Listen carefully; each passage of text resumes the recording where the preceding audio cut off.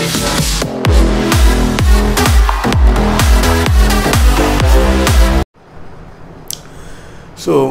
hello students.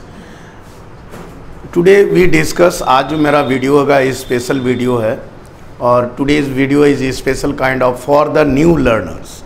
ये basic chemistry आज जो हम देखें जो एग्ज़ाम में जो बेसिक केमिस्ट्री में स्टूडेंट को ये प्रॉब्लम होता है जो सर केमिस्ट्री में इंटरेस्ट नहीं आता, तो प्रॉब्लम क्या, इवन 10 स्टूडेंट क्लास 10 का वो भी बेसिक जो है वो उसको ठीक से पता नहीं है.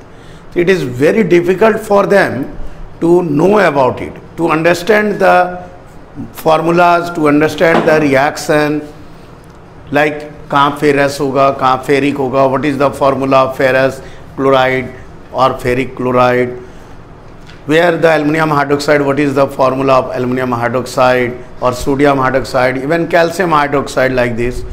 So there are lots of confusion. So what I feel, frankly I can say that what I feel the basic chemistry in either class 10, 9, 8, obviously the students of class 10 they don't go through properly the basic chemistry. Means जैसे मान लीजिए class 8 में 7 में होगा तो 7 का जो पढ़ाई है, 7 का जो बेसिक केमिस्ट्री है या 8 में जो बेसिक है वो ठीक से उसने कवर अप नहीं किया या समझा नहीं. तो इफ़ यू डोंट अंडरस्टैंड, अगर ABC, अगर केमिस्ट्री का ABC अगर नहीं पता है तो ऑब्वियसली है आगे जो है आपको प्रॉब्लम होगा. तो इसीलिए जो बेसिक आज हम लोग बात करेंगे कि how to develop, how to understand the chemistry, किस तरह से how to you can say that how can you develop in chemistry और how can you get good marks in chemistry. ठीक है, तो so it is basically you have to develop the grass root level. Grass root level को develop करना होगा, that is base. जो ABCD है chemistry का वो बेस को डेवलप करना पड़ेगा. Then you can do better और you can do well either in any exam, either in the class 9, 10, 11 or further more above classes, even competitive exam also. So at first you just focus on the basic or root of chemistry, that is basic of chemistry, how the chemistry develop, what are the basic concept, how from where the formula arise, like as for example what is atom, what is valency, how the formula that is of a compound develop, how the formula can be formed. So like this, these questions are important. तो ये आपको जानना होगा कि कैसे बना, कोई भी फॉर्मूला हम लोग कैसे लिखते हैं, तो ये आपको जानना है. वैलेंसी क्या है, एटॉमिक नंबर क्या है, तो ये आपको बेसिक आज हम लोग डिस्कस करेंगे. सो दैट अगर आप इस वीडियो को even class 10 students also can see this video and develop yourself, तो आप अपने आप को डेवलप कर सकते हो. तो ये वीडियो जो है for specially for those student who are very weak और जिसका आपका बेसिक क्लियर नहीं है, बेसिक कंसेप्ट क्लियर नहीं है, तो that this video is very important for them. Okay, so it is very important. So see carefully, watch carefully and at first again I just repeat it, जैसे कि हमने हर video में हम ये बार बार बोलते हैं कि आप लिखो. जैसे फॉर्मूलाज है तो you have to write. So it's a very very important to write. Nowadays the after COVID mostly the student don't want to write. तो ये एक प्रॉब्लम है, क्योंकि आपको हमेशा ध्यान रखना है कि अगर आप लिखते हो when you write it, the obviously these things are in memory, you just it's a long lasting in memory. जब आप लिखते हो तो ज़्यादा देर तक आपकी मेमोरी में रहता है. If you read only, तो it's do not exist for a long duration in your memory. It's brain का ये कॉमन कंसेप्ट है कि पिक्टोग्राफिक जो होता है वो स्टडी वो ज़्यादा हमारा क्या होता है, ड्यूरेशन होता है, ज़्यादा आपको ज़्यादा ब्रेन में एग्जिस्ट करता है. If you only read only, so there is no picture in your brain, in your mind, तो ऑब्वियसली ये आपका दिमाग से क्या होगा, डिलीट होगा, रिलीज़ हो जाएगा, क्योंकि ये एग्जिस्ट नहीं कर पाता ज़्यादा देर दिनों के लिए. हमेशा ध्यान रखिए कि it should be some certain flow chart, certain pictographic, certain कुछ उसका पिक्चर दिमाग में रहना चाहिए, तो आपको दिमाग में एग्जिस्ट करेगा। ये हमेशा ध्यान रखिए। तो किस तरह से लर्न करना है, ये भी एक इम्पॉर्टेंट आर्ट है। How to learn, how to keep anything in your memory, ये चीज़ है जो किस तरह से आपको करना है। तो ये भी एक इम्पॉर्टेंट पार्ट है। Simply I can say that how you keep any formulas in your memory. So only thing is that at first you try to understand this formula, किस तरह से formula लिखा गया है, कैसे बना, और again you just write on. अगर आप लिखते हो, concentrate on, focus on writing and concentrate and you write. So obviously जब आप लिखोगे और concentrate करोगे जहाँ इस तरह से बना, तो आपके दिमाग में वो exist करेगा। Otherwise no, it's not possible. ये सिंपली रीड आउट करोगे तो आपका ये आएगा नहीं। तो आज हम लोग ABCD जो है केमिस्ट्री का ये देखते हैं, ठीक है। Start, let's start. अब जैसे मान लो आप बेसिक अप स्टार्ट करते हैं कि कोई भी केमिस्ट्री जो स्टार्ट होता है, कहाँ से स्टार्ट होगा chemistry? That is symbol, symbol ये स्टार्ट होगा, एंड एलिमेंट ये, और एटम। हम कुछ कुछ टर्म्स दे रहे हैं आपको। सो एटम, मॉलिक्यूल, यहाँ पे हम दे रहे हैं। तो एट फर्स्ट हम ये दो पार्ट कर दे रहे हैं। एट फर्स्ट वी डिस्कस ये एटम क्या है, ये मॉलिक्यूल्स क्या है। यहाँ से शुरू करते हैं, या यूँ करें कि हम इसके और पहले अगर जाते हैं तो स्टार्ट करते हैं मैटर से, बेटर होगा। हम लोग स्टार्ट करते हैं मैटर, यहाँ से शुरू करते हैं मैटर, ठीक है। तो मैटर से हम लोग स्टार्ट करते हैं। केमिस्ट्री आप बोल सकते हो ये स्टार्ट हो रहा है मैटर से। What is matter? जैसे हम लोग पढ़ते हैं हमारे आसपास सब जो भी चीज़ है, all these things are made up of matter. जितने भी चीज़ हैं, all these things, all things जो भी हमारा सराउंडिंग्स में है, all these are matters. Like either solid हो, लिक्विड हो, जैसे एयर है, वाटर है, हमारे आसपास जो भी चीज़ है, everything, all things, that is everything, everythings जो भी हमारे पास है, हमारे चारों ओर है, सराउंडिंग एस, तो everything is made up of matter. Clear? तो हर चीज़, जैसे हवा है, पानी है, जैसे you can say that either solid state हो और लिक्विड स्टेट और gaseous state. So everything which surrounds us is made up of matter, और it is matter. So now this matter, so how many states of matter that is solid state, either it may be solid or liquid or gas, so gaseous state. Okay, so matter can be exist in solid state, liquid state or gaseous state. Now these solid, liquid or gas, whatever, so all these three it is made up of, it present, or it can, you can say that atoms. So atoms, so you can say that either solid, liquid and gas, atoms are there. So you can say that the substance are made up of matter and matter is made up of atoms. So it's a clear now thing. So you can say that is the smallest one, that is atoms.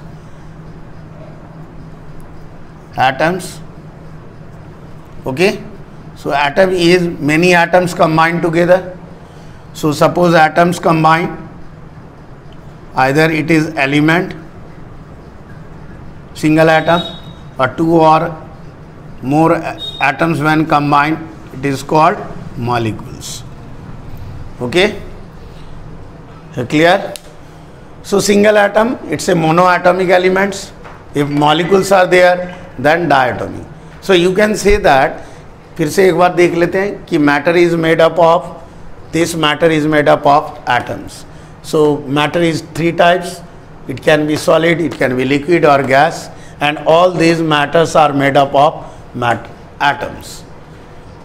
Okay, or you can say that atoms as well as molecules.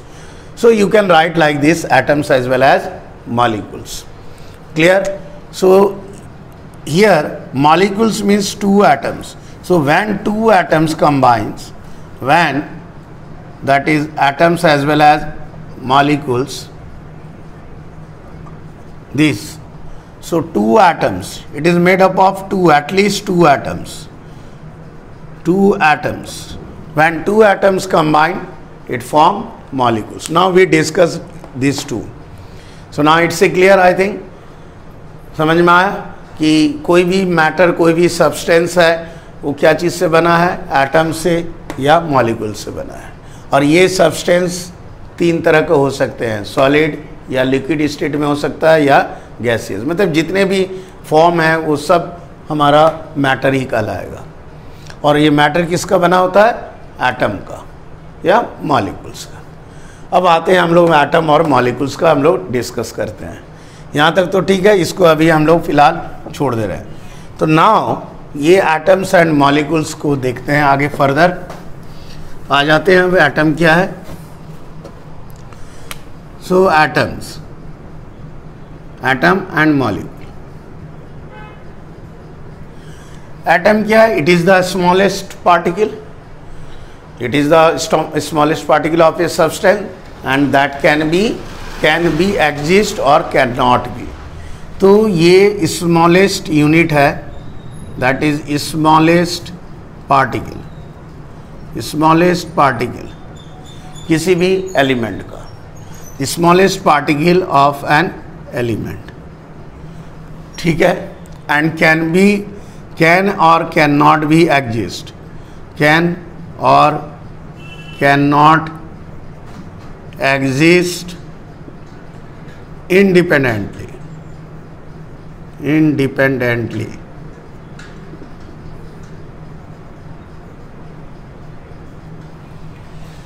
Clear? ये combine रूप में भी रह सकता है और single atom के. Mostly they combine. So atom has the tendency to get combine to form molecule. अब जैसे मान लीजिए अगर हम बोलेंगे एग्जाम्पल में, तो सोडियम या पोटासियम या helium, so these are atomic form. Single it can exist independently. But if we say that oxygen O2, Cl2, H2, so these are two atoms. Here two atoms of oxygen, two atoms of oxygen, two atoms of chlorine, two atoms of hydrogen. So here atoms combine because this single atom cannot be exist. तो atom क्या होता है कि atom smallest particle होता है और ये exist कर भी सकता है, कुछ कुछ में करता है और कुछ कुछ में नहीं करता है. तो एलिमेंट के केस में सपोज आपने एग्जांपल दिया कि एलिमेंट जैसे सोडियम एक एलिमेंट है, पोटासियम एक एलिमेंट है, हीलियम एक एलिमेंट है. तो these are single mono atomic है. मोनो एटॉमिक मीन्स एक atom, that is made up of single atom. जिस एलिमेंट में एक ही एटम से बना हुआ है तो वो क्या है? Mono atomic. जैसे सोडियम लिखते हैं तो एक ही एटम है, यहाँ दिख रहा है. लेकिन हाइड्रोजन लिखते हैं तो H2 है, दो एटम है. तो जैसे एज फॉर एग्जांपल हम दिखा रहे हैं आपको, जैसे ये एक हाइड्रोजन एटम है और ये एक हाइड्रोजन एटम है.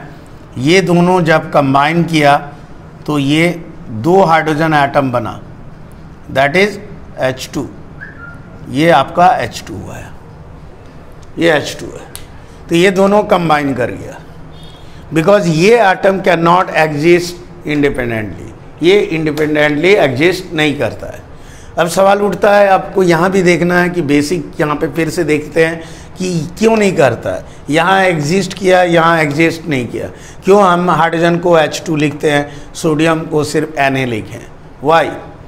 तो रीज़न इज़ दैट, अगर आप इसको समझें तो इसका रीज़न है कि यहाँ पे हम बता रहे हैं जस्ट, इसका रीज़न है because hydrogen can not exist, hydrogen atom can not exist independently. ये इंडिपेंडेंटली एग्जिस्ट नहीं करता है. ठीक है? क्यों नहीं करता है? बिकॉज इसमें कुछ टेंडेंसी होता है कंबाइन करने का. अब बोलेंगे सर क्यों कंबाइन करने का टेंडेंसी है जबकि ये तो टेंडेंसी नहीं है? द रीज़न इज़ दैट कि हाइड्रोजन में 1 इलेक्ट्रॉन होता है, 1 इलेक्ट्रॉन, और अगर हाइड्रोजन का एक ऑर्बिट है और एक ऑर्बिट में अगर फर्स्ट ऑर्बिट एक ऑर्बिट है, इसमें 2 इलेक्ट्रॉन होना चाहिए। वो जब तक 2 इलेक्ट्रॉन उसका फर्स्ट ऑर्बिट में, जैसे मान लीजिए ये हाइड्रोजन एटम है, हम यहाँ दिखा रहे हैं एक ऑर्बिट है, यहाँ एक ही इलेक्ट्रॉन है, तो जब एक इलेक्ट्रॉन है ये अपने आप में सेटिस्फाई नहीं होता, ये डुप्लेट रूल को फॉलो करता। मतलब अगर पहला ऑर्बिट है, एक ऑर्बिट है, तो कम से कम 2 इलेक्ट्रॉन रहना चाहिए। जब तक 2 इलेक्ट्रॉन नहीं रहेगा, ये इसका अंदर टेंडेंसी होगा कंबाइन करने का दूसरे के साथ, और वो 2 इलेक्ट्रॉन पूरा करना चाहेगा। तो यहाँ पे ये है, इसीलिए ये जो दूसरा हाइड्रोजन है, ये दूसरा हाइड्रोजन मान लीजिए इसका भी एक इलेक्ट्रॉन है, तो ये दोनों इलेक्ट्रॉन, ये भी चाहेगा 2 इलेक्ट्रॉन मेरा हो जाए, ये भी चाहेगा मेरा 2 इलेक्ट्रॉन हो जाए। तो ये दोनों आपस में क्या करेगा, इलेक्ट्रॉन का शेयर कर लेगा, मतलब this share with other.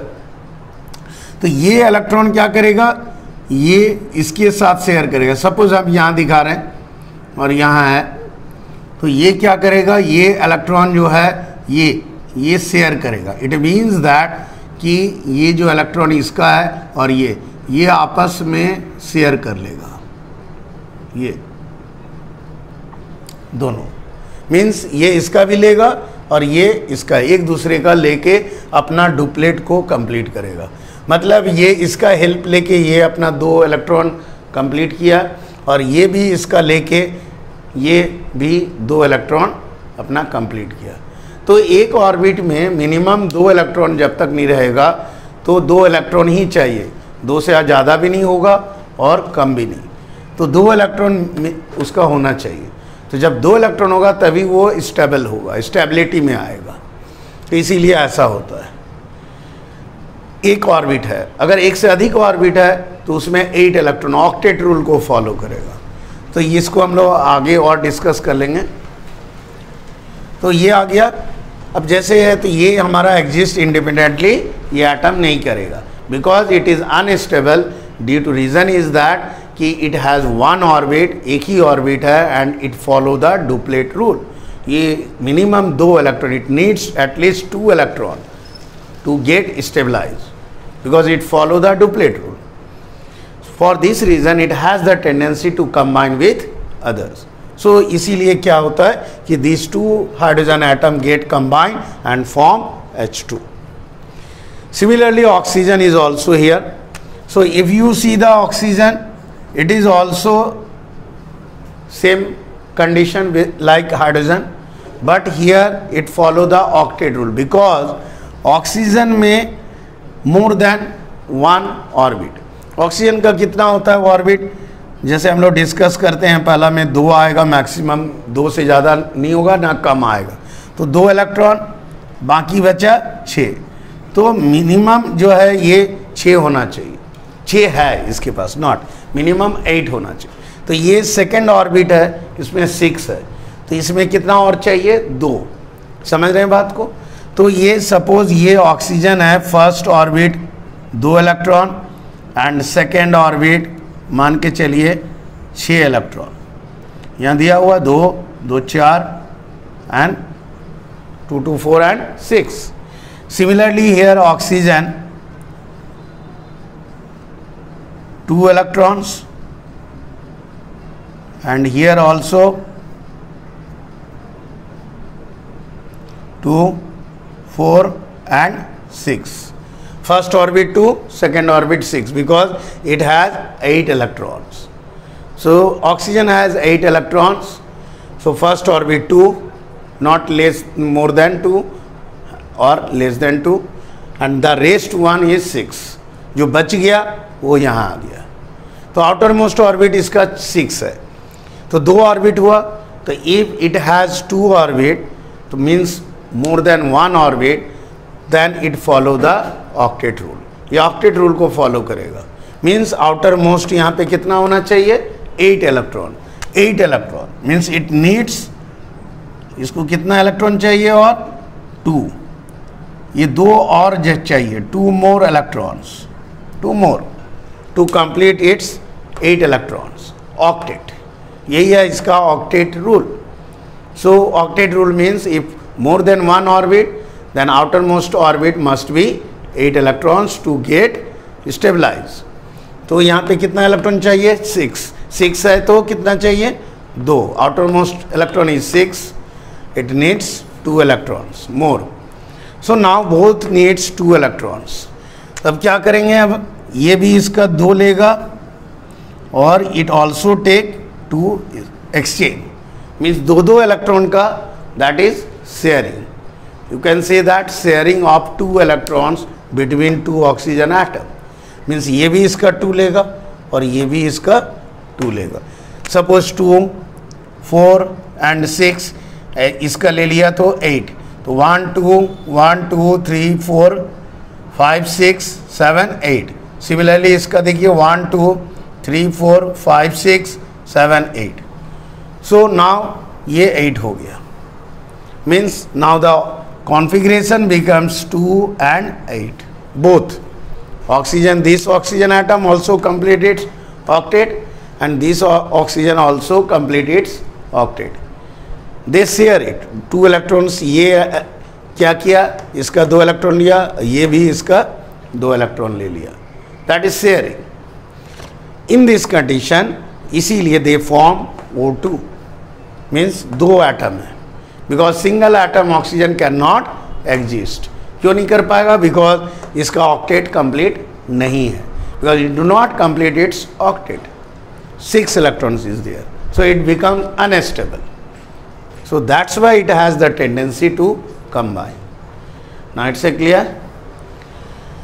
So in this condition it forms a molecule. Now it becomes molecule. When 2 atoms combine, then it becomes molecule.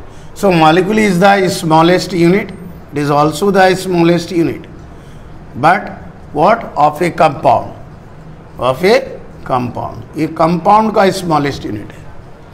So molecule is the smallest unit of a compound. Atom is the smallest unit of element, or compound can be, and it can or cannot be exist independently, but it always exists independently. It can exist independently.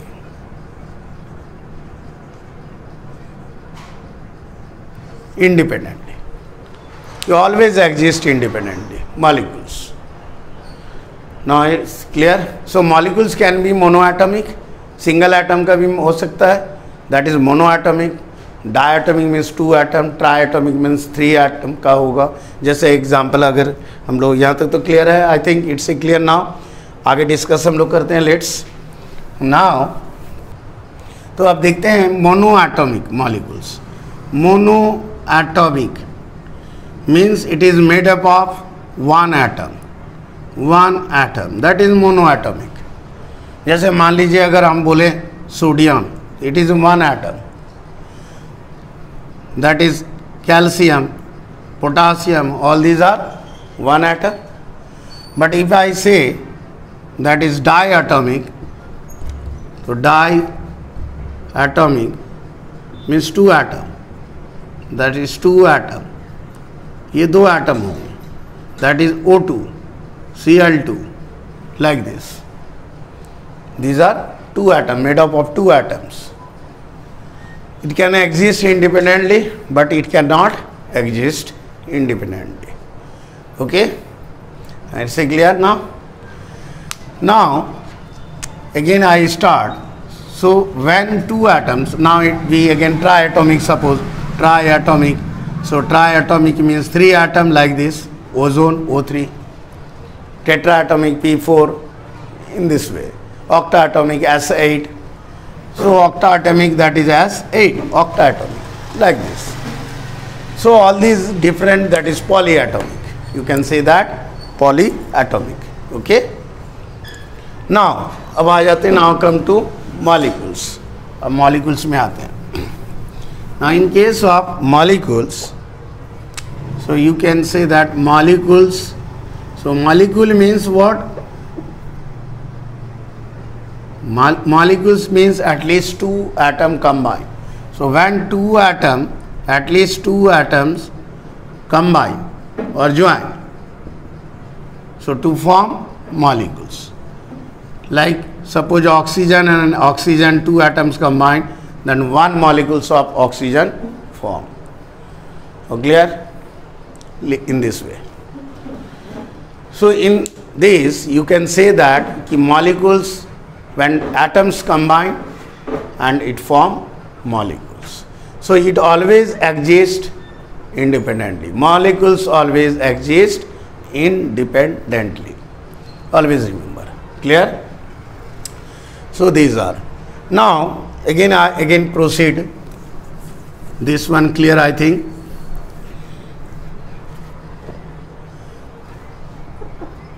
Now again I start. Suppose now elements and compound. What is element? Now again this one. Now element is the purest form of matter. So it is the purest form of matter. Purest form of matter. That is element. So obviously element is made up of atom. That is, element is made up of atoms. Okay? Because it is a purest form of matter. So element is the made up of atoms. Clear? Now again I see compound. But in case of compound, it is also a pure but not purest. So it is when two or more than two elements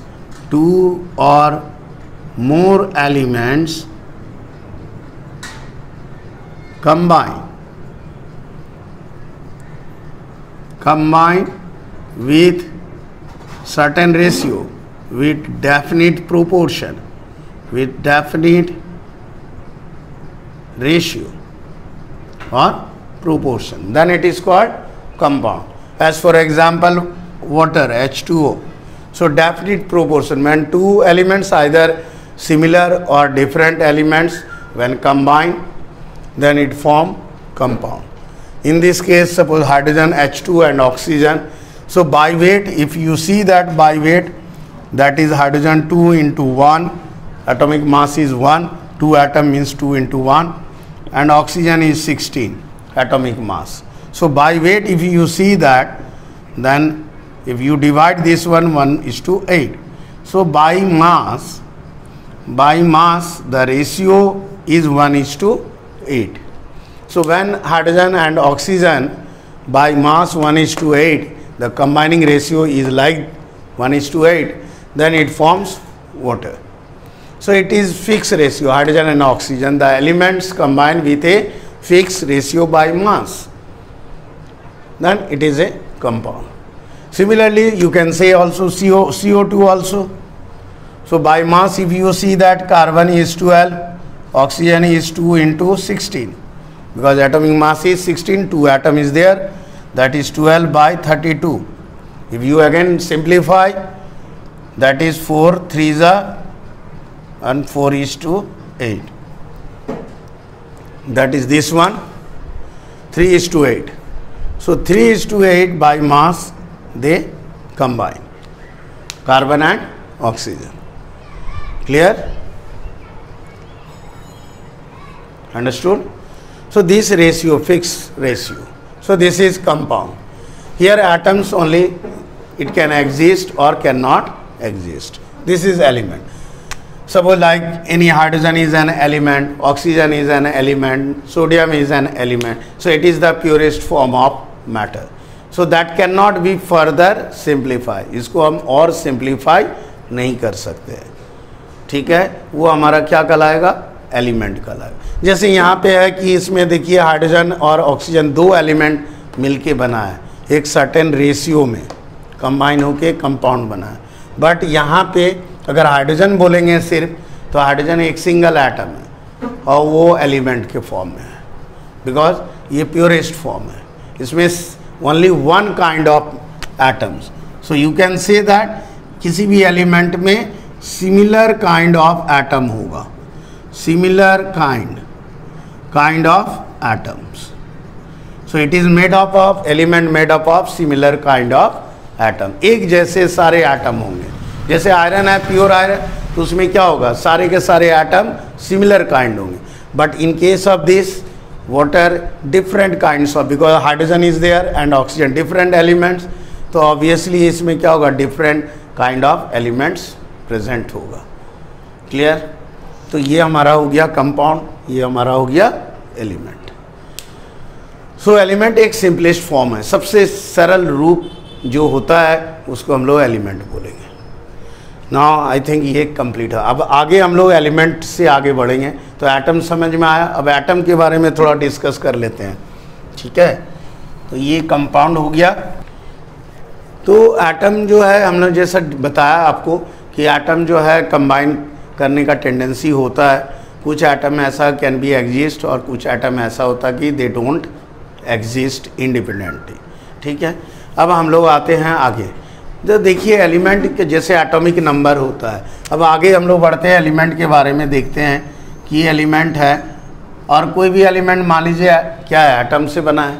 suppose मान लीजिए एक example दे रहे हैं hydrogen. तो इसमें याद रखना है आपको कि किसी भी एलिमेंट में क्या किससे बना है, atom. So the atom of an element has certain number, that is atomic number. उसको हम लोग एटॉमिक नंबर बोलते हैं. जैसे मान लीजिए हाइड्रोजन है, हाइड्रोजन का एटॉमिक नंबर 1. तो आपको ये ध्यान रखना है कि क्या क्या लर्न करना है, ये भी आपके लिए है कि ऐसा नहीं है सबका सब all these have to learn blindly. So don't learn blindly, पहले समझ लेना है कहाँ पे क्या लर्न करना है. तो जैसे एटॉमिक नंबर आपको लर्न करना है तो स्लोली बाय स्लोली उसको धीरे धीरे आप लर्न करते जाओ. तो हाइड्रोजन का एटॉमिक नंबर मान लीजिए 1 है, तो ये 1 है.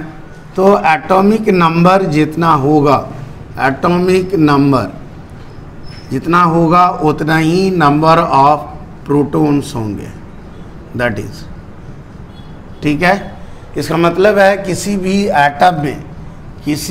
एटम में क्या रहता है, 3 सब एटॉमिक पार्टिकल्स और फंडामेंटल. जैसे प्रोटॉन, आपको इसको पहले समझ लेना है, electrons and neutron,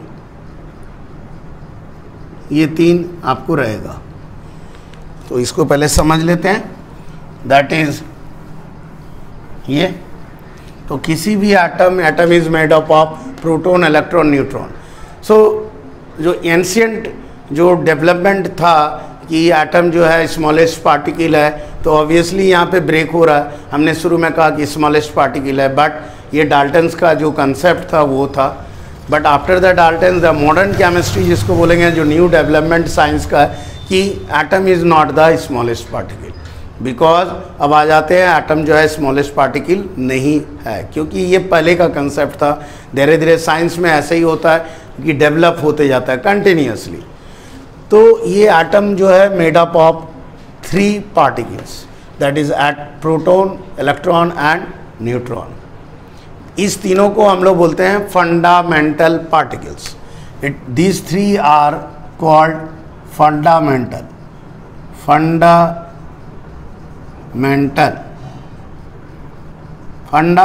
particles, because these 3, the combination of these 3 particles form atom. So that's why it is called fundamental particle or subatomic particles or subatomic particle. हाँ, clear. अब आते हैं कि कोई भी एटम में, अगर ये एटम का ड्राइंग बता रहे हैं कि कोई भी एटम में एक सेंटर पार्ट होगा, दैट इज सॉलिड पार्ट. ये सॉलिड पार्ट. तो atom is divided into 2 parts. One is the solid part, another one is the this outermost around the nucleus. So these solid part is called nucleus, and around the nucleus here orbits are there.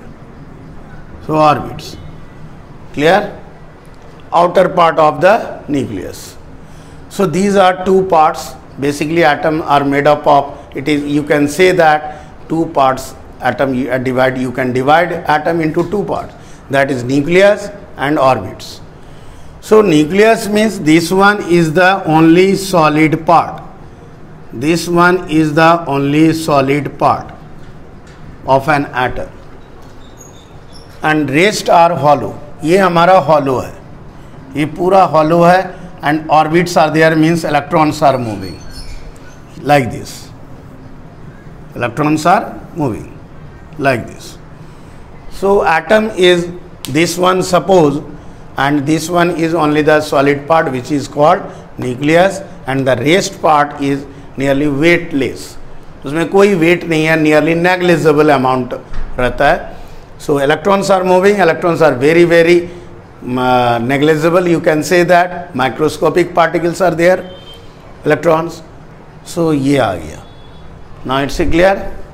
Now अब ये nucleus में क्या होता है कि nucleus, this one is the only solid part.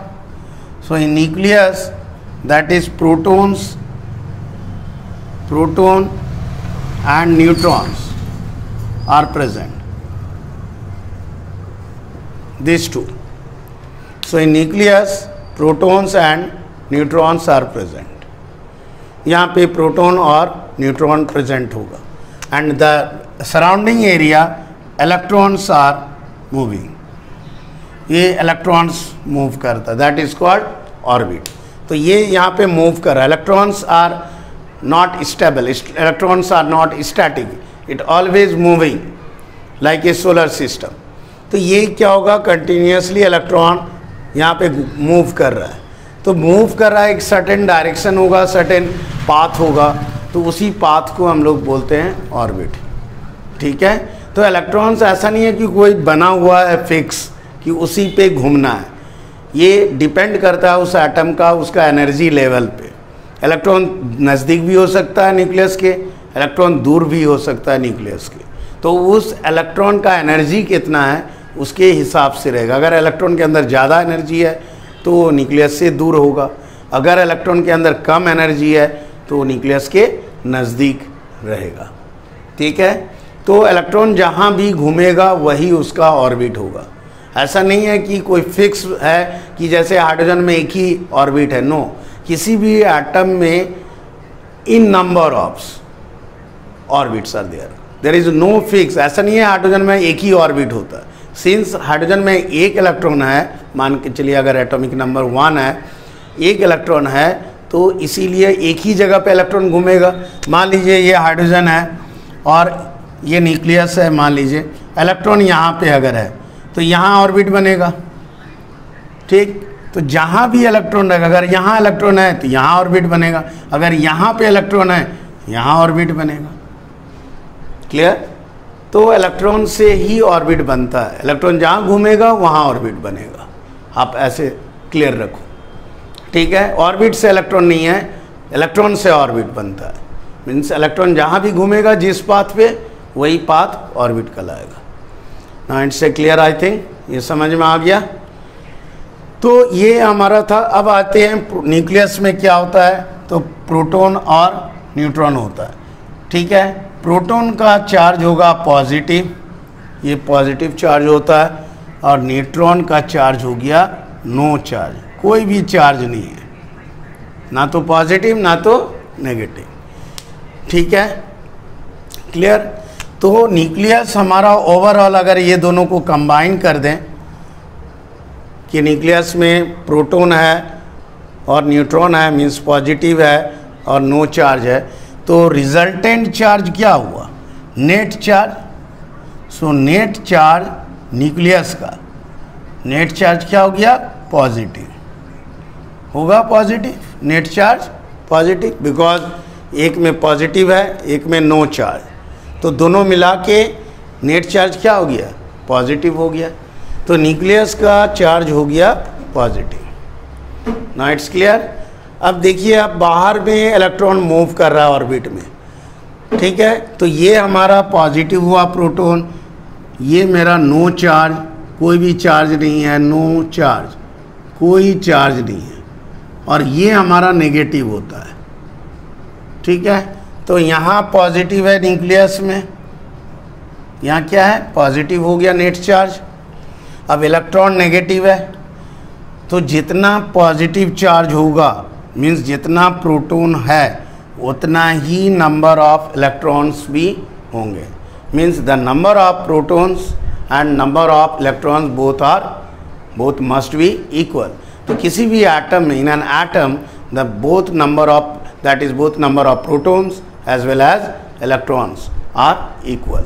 So if 5 protons are there, means 5 plus are there, it means that 5 electrons are also present which moves around the nucleus.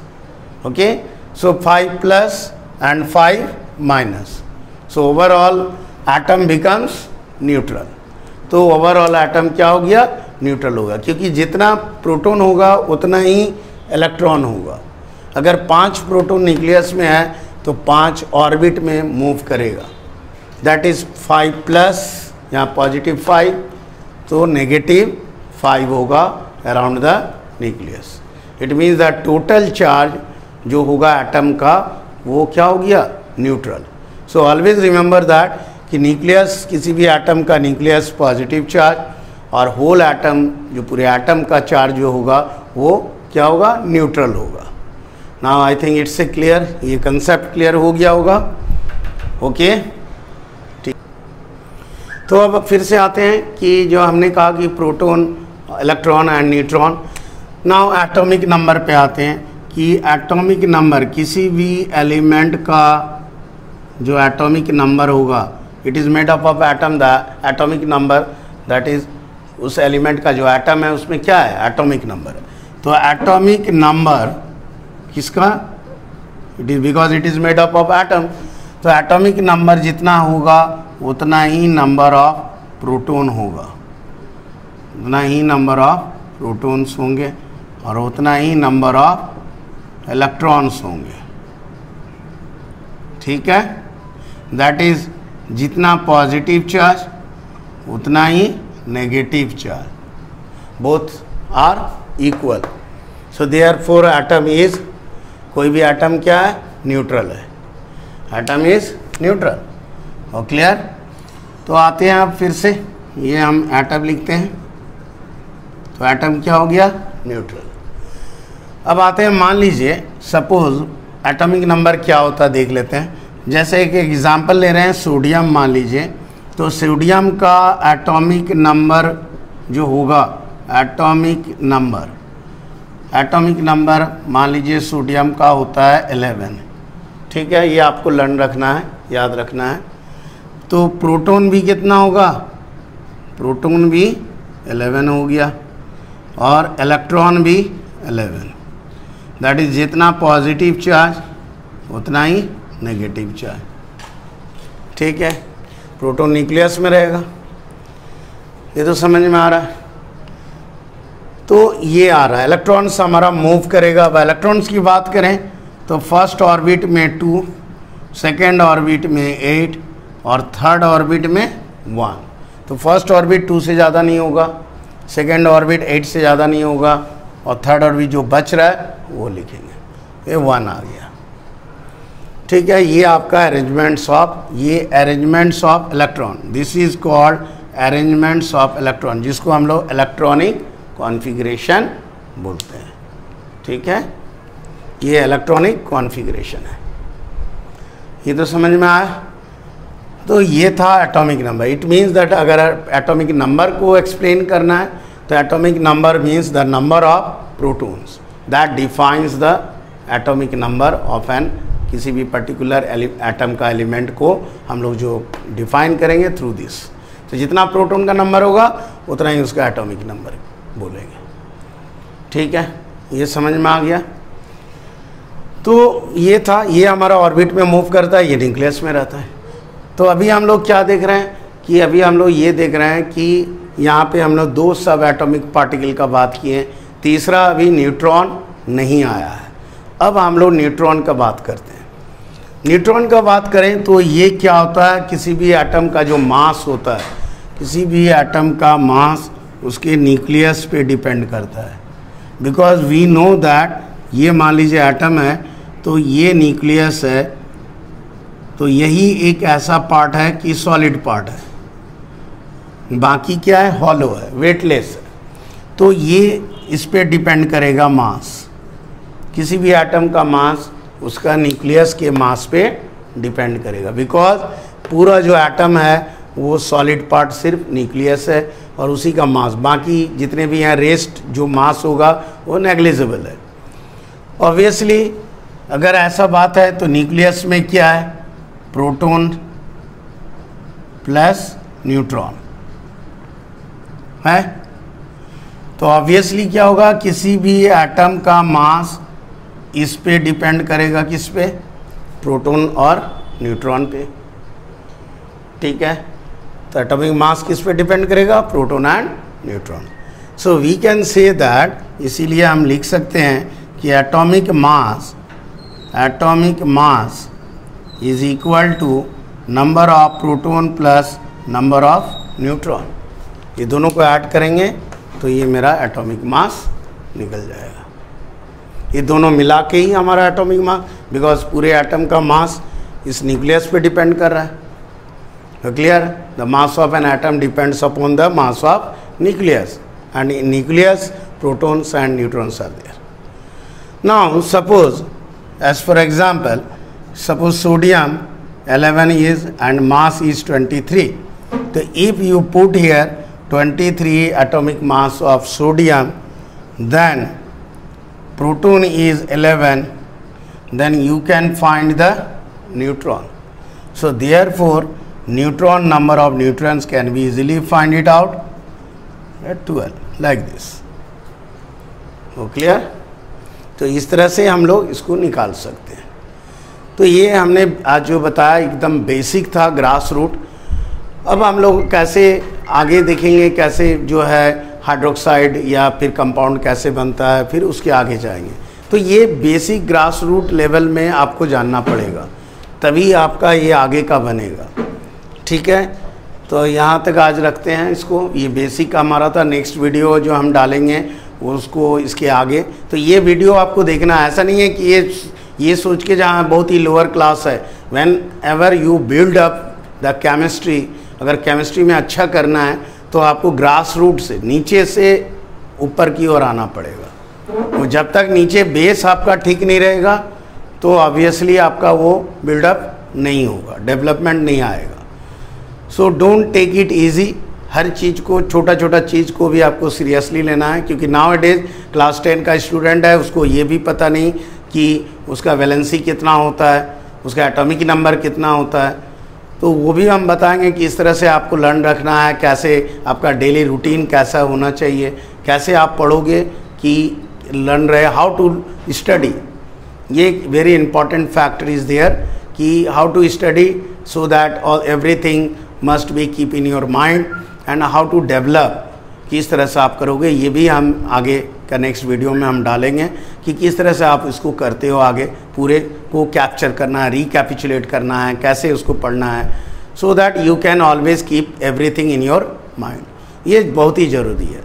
तो आगे next video में हम लोग discuss करेंगे compound के बारे में, compound किस तरह से बना, उसका फार्मूला कैसे बनता है, फार्मूला किसी भी कंपाउंड का फार्मूला कैसे हुआ। जैसे मान लीजिए हम लोग NaCl लिखते हैं, सोडियम क्लोराइड, तो NaCl, बट मैग्नीशियम क्लोराइड जब लिखते हैं तो MgCl2, नीचे 2 आ जाता है, क्यों आया। एल्युमिनियम क्लोराइड लिखते हैं तो AlCl3 आ जाता है, तो 3 क्यों आया।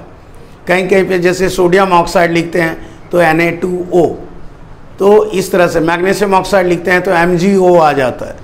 तो ये जो वेरिएशन है, ये बहुत सारे बच्चे अभी जो है इवन क्लास 10 में आ गया, वो भी, उसको भी पता नहीं है कि किस तरह से हमको लिखना है। सोडियम ऑक्साइड का फार्मूला Na2O क्यों होता है, मैग्नीशियम ऑक्साइड का MgO सिर्फ होता है, क्यों होता है, ये उसको पता नहीं है। तो रीज़न इज़ दैट कि बेसिक जो है ग्रास रूट लेवल से वो ठीक केमिस्ट्री को किया नहीं है।